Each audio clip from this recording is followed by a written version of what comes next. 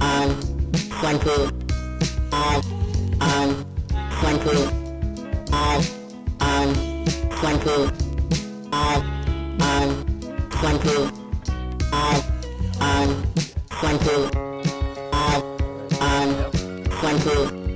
add on 20, add on 20.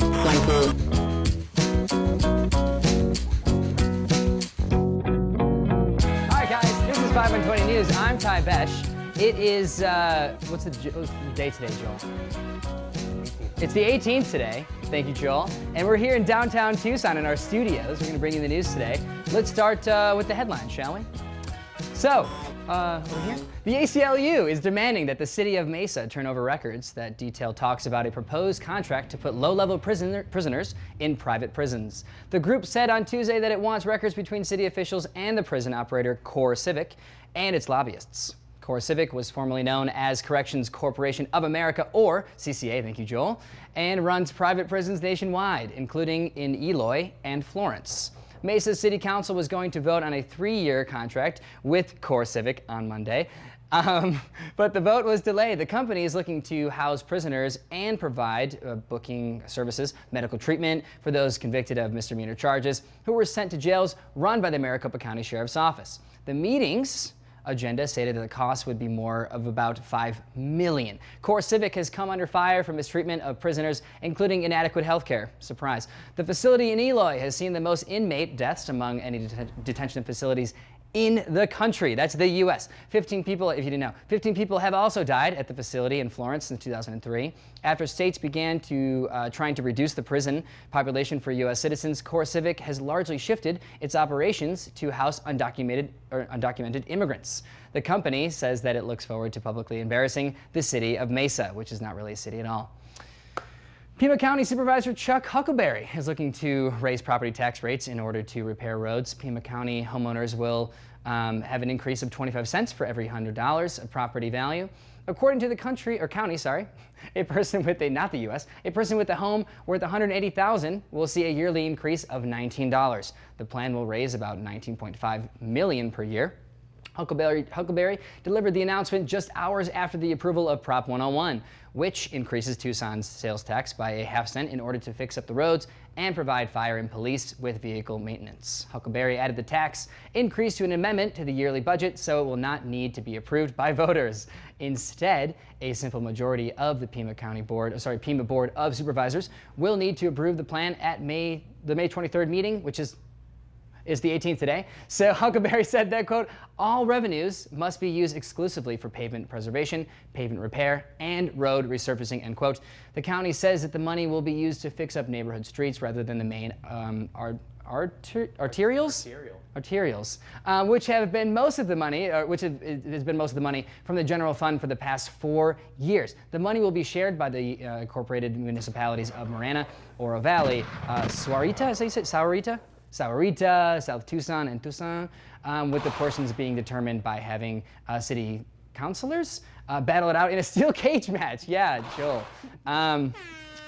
Maricopa County Sheriff Paul Penzone wants to use former Sheriff Joe Arpaio's infamous tent villages as an animal treatment program. The site would allow inmates to work with shelter animals to teach the prisoners compassion and discourage them from committing future crimes. 6 weeks ago, Penzone decided to close the tent city after a committee studied the issue and found them to be ineffective. The tent cities became famous under Arpaio after he ordered the structure built in 1993 as a way to ease jail overcrowding. It was criticized as being used as a media promotion tool for Arpaio, and that it subjected prisoners to harsh conditions, such as temperatures reaching 125 degrees. Prisoners often complain that the fans inside their tents didn't work, surprise, or it didn't work in the intense heat, of course. The sheriff's office has operated a no-kill shelter for animals since 2000 and let some inmates care for the animals in order to forge personal responsibility, of course. Penzone's plan would utilize the animals at the shelter. The sheriff's office said that it is seeking private donations to help fund the project and keep taxpayer costs down. Wow, so nice of them. When looking through the shelter, Penzone noticed that there was a new dog that appeared to be bespectacled. What's that, Joel? Bespectacled. Bespectacled. He's wearing glasses. Oh yeah, he was a bespectacled man in a fur coat wearing pink underwear and shouting racial slurs. Joe Arpaio picture there. Okay, so the Arizona treasurer and former Trump campaign COO, which is, what does that mean, Joel? Chief Operating Officer. Says that the swamp of Washington is using anonymous leaks to bring down the president. Treasurer Jeff DeWitt said that using anonymous sources is the way the longtime establishment and the swamp fights back in an interview with KTAR News. The White House is bursting leaks about sourcing relationships among Trump administration staff.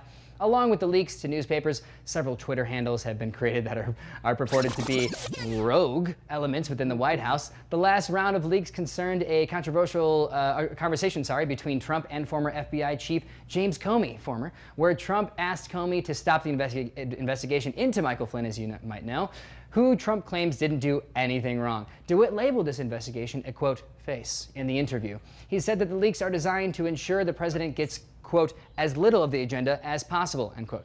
This is because the media will ask about the leaks, even if they aren't true, according to DeWitt.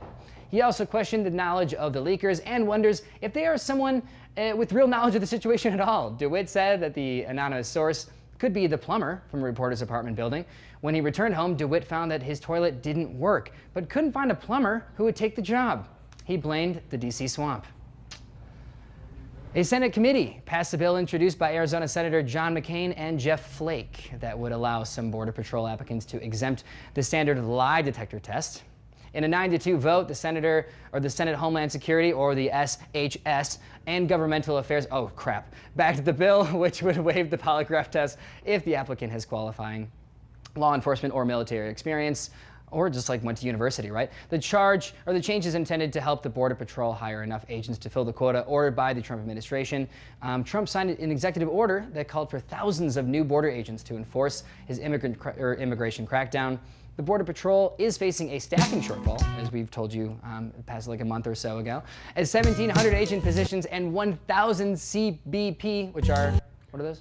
It's Customs Border Patrol officers. There you go. Those are still unfilled as well, still. Since 2013, applicants have had to take the polygraph test, of course, which has been one of the primary obstacles for many prospective agents. A figure released by the Border Patrol, or the BP, stated that up to 2/3 of applicants failed the test, okay? The agency is also experiencing shortfalls because many people are unwilling to live in the kinds of remote areas where agents are needed on the border. Senator Flake said that at a time when Arizonans are rightfully demanding a secure border, it's unjustifiable to be turning away, this is still a quote, turning away qualified applicants with distinguished military and law enforcement service because of a potentially flawed polygraph, end quote. Great quote. If you're a lying cop or soldier, now is the time to shine. Join up. That was a spot-on Jeff Flake. That was really good. Right? Yeah. And I wanted to talk to you, or take a moment, to talk about the program you're watching right now, Joel. Here at 5 and 20, we're making a new kind of citizen journalism now. We're going to give you the news the way we see it. We want more people to speak up with us. We need writers, please. Joel needs help. We need hosts, anchors, camera people, sound people, the whole hammock. The times require a new way of informing ourselves. So join us, do it now. Please email us at info@creativetucson.org. You can trust us to get involved. And if you think there's a story we're missing, a person we should interview, an upcoming event we should cover, or have any news tips at all, just shoot us an email again at info@creativetucson.org. We are here for you, 5 and 20 News. We are here for you. We want to cover all the stories from all points of views, so don't be strangers. Now, let's get to national and international news. Thank you, Joel. A former FBI chief was named head of a special counsel to oversee the investigation into Russia's possible meddling into the 2016 U.S. election. Robert Mueller, who served as FBI head under President George W. Bush and Barack Obama, will take over the investigation. Mueller was the longest-serving FBI chief since J. Edgar Hoover, the first head of the FBI. Great research, Joel. You probably just knew that, actually. After being named, Mueller said that it's important to have an outsider for the public interest. Wow, I agree. Mueller has been praised by politicians on both sides of the aisle. A previous bipartisan investigation was criticized for being ineffective and slow-moving for not forcing the Trump administration to reveal their information. Calls for an independent investigator increased after the firing of former FBI Chief James Comey last week. The investigation involves possible ties between Trump campaign and Russian officials, as you all might know. The issue has already resulted in the firing of National Security Michael Flynn, who was in the position for 24 days after being ousted because of past dealings with Russia and a Turkish lobbying agency. Great guy.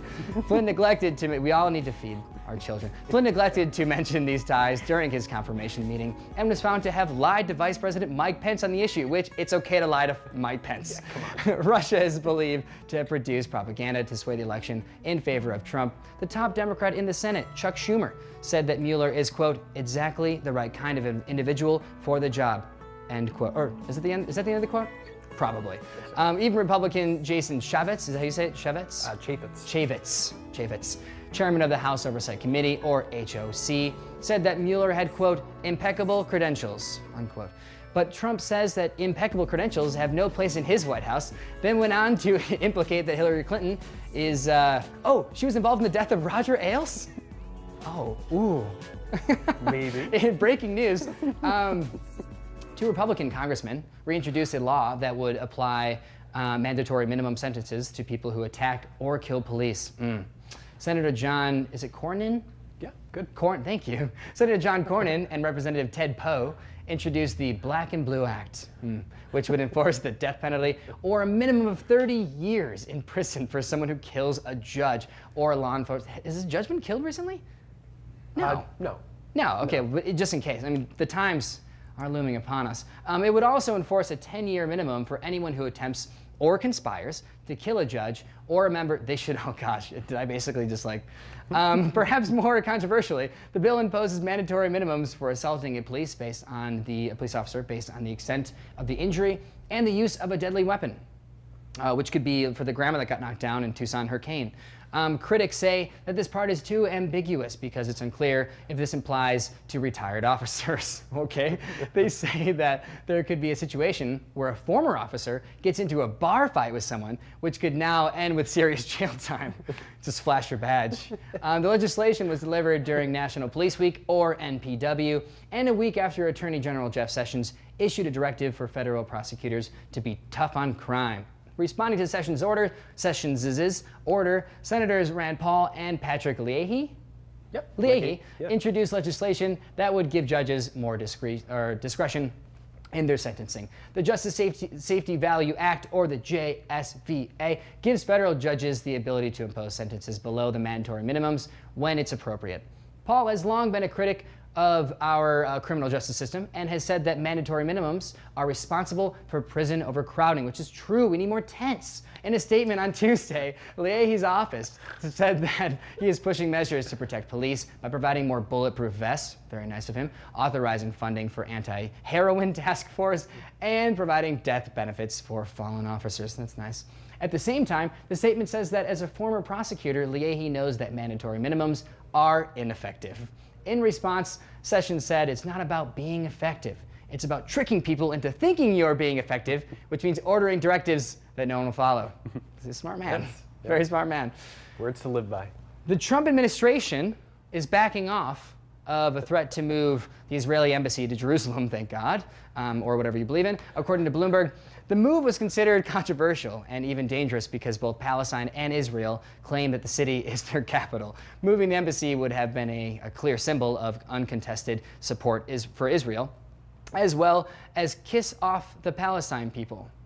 Is that? A kiss off. Oh, a kiss off. You know, is that like a term that you... Like, you know. Oh, whoa. Yeah. Okay. Okay, we want to show Joel. An unnamed White House official told Bloomberg that moving the embassy would not be wise at this time. Trump will soon travel to the Middle East, good luck, where he will try to forge a peace agreement, between the Palestinian Authority, or the PA, and the Israeli government, the IG. Trump promised last March that he would move the embassy from Tel Aviv to Jerusalem, as you might remember, when he spoke in front of the Israeli lobbyist group, or the AIPAC, AIPAC. In January, Trump told a conservative Israeli media outlet that, quote, "You know, I'm not a person who breaks promises," end quote, which elicited laughter from both sides and myself. If a decision isn't made, the embassy will automatically move to Jerusalem as a result of the deal made in 1992, great year, under then President Bill Clinton, great guy. However, since then, every subsequent president has signed a waiver to stop the move, which I think is a good move. So Trump will still need to sign the waiver, which he hasn't yet, indicated that he will do. Well, I mean, he does kind of just forget to sign things sometimes, as we remember. If the embassy move doesn't pan out, Trump plans to install a big, beautiful casino in Jerusalem, because that's what Jesus would have wanted. It's so true, though. Everyone loves casinos. Another journalist was murdered. Oh, God, here we go. Another journalist was murdered in Mexico, geez, on Monday, raising the total to 6 journalists who've been killed in the country so far this year. This time it was Javier Valdez, founder and reporter for Redoce, or 12th River, as we call it. He was killed a block away from the newspaper's headquarters. Valdez made a name for himself by investigating the infamous Sinaloa cartel at a time when other journalists are afraid to cover the group. Fair enough. On March 23rd, Valdez sent a now eerie tweet where he said, quote, "Let them kill us all if that is the death sentence for reporting this hell," end quote. The Sinaloa cartel is reportedly responsible for 200,000 killings over the last decade. Valdez was known for using solid sources and never shied away from topics like crime and corruption in the state of Sinaloa. Great guy, obviously. Violence has increased since the capture of Joaquin El Chapo Guzman, because gangs are competing to take the kingpin's place, of course. Ismael Borjarquez, director of Riados, or which was the 12th, whatever, said that they must have crossed a line. But he said that it's impossible to tell what may have crossed it in response to Valdez and the other journalists' killings. Some independent media outlets stopped publishing for a protest they called "A Day Without Journalism," end quote. The Press Freedom Organization Article 19 has counted 104 journalists murdered since 2000. Reporters Without Borders, or RWB, ranked Mexico 147 on its annual press freedom rankings, 1 spot ahead of Russia. Definitely not good company in terms of press freedom. President Enrique Peña Nieto has also come under fire for not doing enough to protect journalists in his country. Duh. Regardless, Nieto publicly expressed regret for the killing of Valdez and promised new protection measures for journalists. When a journalist tried to get specifics about that, Nieto had him immediately arrested, then exiled to Sinaloa. That's what you get. Yeah. Soldiers in the Ivory Coast made a deal to end the days-long mutiny that nearly shut the country down and killed 2 people. Mutiny spokesperson, Sergeant Sedao Kone, said on Tuesday that the group was now returning to the barracks and that they have accepted the proposal. The revolt began over delayed bonus payments, which caused the soldiers to take their weapons into the streets and clog intersections in the capital of Abidjan. Yeah. Abidjan. They were angry with President Alassane Ouattara, okay, Sure. who they helped bring to power in 2011. Yay. Ouattara offered the soldiers bonuses of $15,500 for each soldier to quell the unrest. Wow. Good incentives. 2 people were killed and 9 were wounded over the past several days. The Ivory Coast defense minister said that there are people who are guilty and they will be investigated and charged with criminal acts, maybe even 30 years in jail.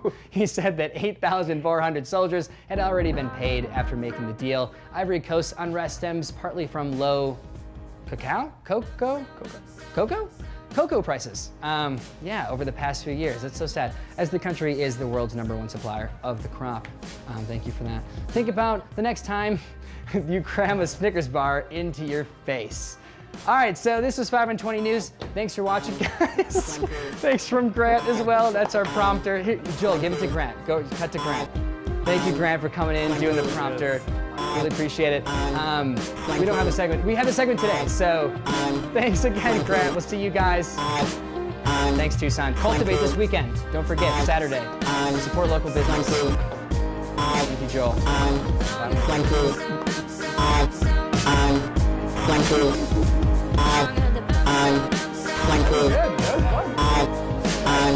No one's doing like us.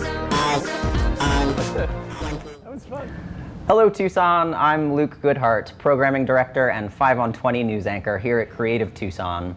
I am thrilled to have visual artist and Tucson native Nika Kaiser in the studio today to discuss her latest project, a one-night video installation at the Steinfeld Warehouse on Saturday, May 20th. Nika is an accomplished photographer and video installation artist. Her work has been shown around the world, including recent exhibitions at Bruce High Quality Foundation in Brooklyn, New York, Portland Museum of Modern Art in Portland, Oregon, and the University of Dubai in the United Arab Emirates, just to name a few.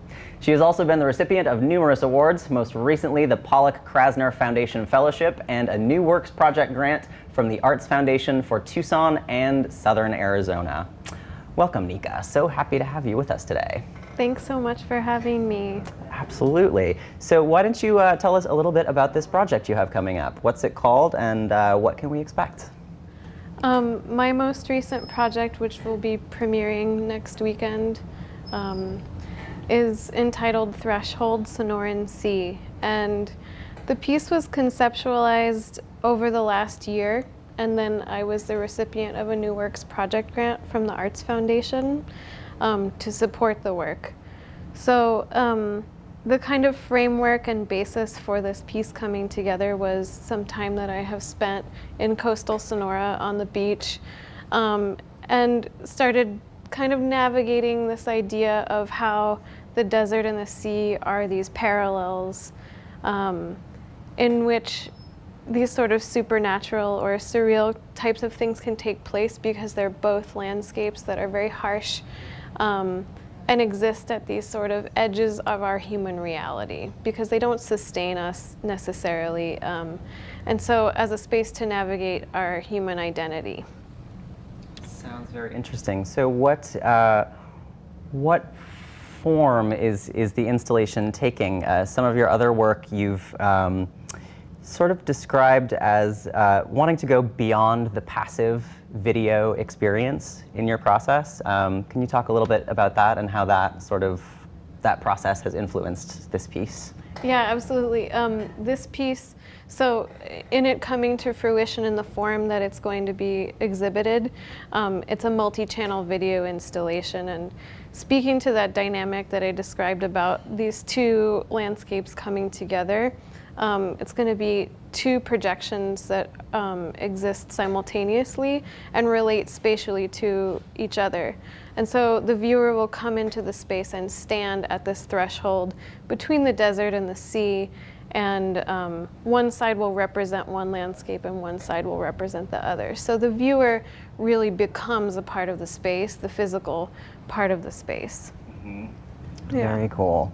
And I've, looking at some of your other artwork and your general approach, something that popped out at me was sort of this idea that you talked about your background in photography and how that you're drawn to that because it's a representation of a reality or a description of a reality, and then video takes that one step further with the element of time. And then I think it's really interesting how you use that to, in your own words, kind of use a collage approach to that and kind of creating a non-linear narrative. So how did this project come, like what was the original inspiration for this project? You talked about sort of traveling through Sonora. I'm just interested in how this all comes together to create kind of the final product. Yeah, well, it's kind of funny to describe the moment at which this kind of that sparked this project, but I had spent some time in San Carlos, and we often stay, my family stays on this beach, Bahia Delfin, outside of San Carlos, and if you kayak around in the bay at any given time of day, there are schools of dolphins everywhere, and they'll often approach your boat and come up to you. And so this happened to me for the first time, where I was kayaking really early in the morning and a school of dolphins approached and there was a baby, and I made eye contact with this baby dolphin or like young dolphin, and I really had this moment of like recognizing these animals as like totally sentient beings who we were mutually acknowledging each other and engaging. And so that inspired me to want to create a narrative around our inherent linking and connection to the rest of ecology, which we are slowly or rapidly disconnecting ourselves from, you know. And so the narrative that takes place in this piece is a woman and a dolphin over a period of days and interactions switch places and become each other. And so I wanted to create a metaphor surrounding that inherent linking that happens between us and the natural world of which we're a part. So, but the narrative takes place and has been constructed in a very collage-like way where all of these disparate moments taking place in that landscape are compiled together to give more of a, you know, an atmospheric representation of what that story is, rather than like linearly linking everything together. Very interesting. Yeah. Yeah, the sense of place is also a very strong component of your work. And even though you've gone abroad, you've studied elsewhere, it seems like you always kind of loop back to the Sonoran Desert and kind of this environment. And I wonder if you could, you know, sort of explain what is it about this particular place and this time that draws your attention? Well, I think the desert, and especially the Sonoran Desert of the Southwest, is a really complex, tremendously ecologically diverse and tremendously culturally diverse space, where there are lots of human-created boundaries with the borderlands, and there are lots of ecological boundaries as far as like our ability to exist within such a harsh environment. And I think because of those limitations that are placed on us as humans in choosing to be within this space, lots of folklore and magic and things that we don't experience otherwise in a cultural space sort of arise. And I'm always really attracted to that because I think like no matter what landscape you're in, I think that those components exist, but there's something very strange and ethereal about growing up in an environment like that. Mm-hmm. And so I think that is just within my being to be attracted to trying to express that.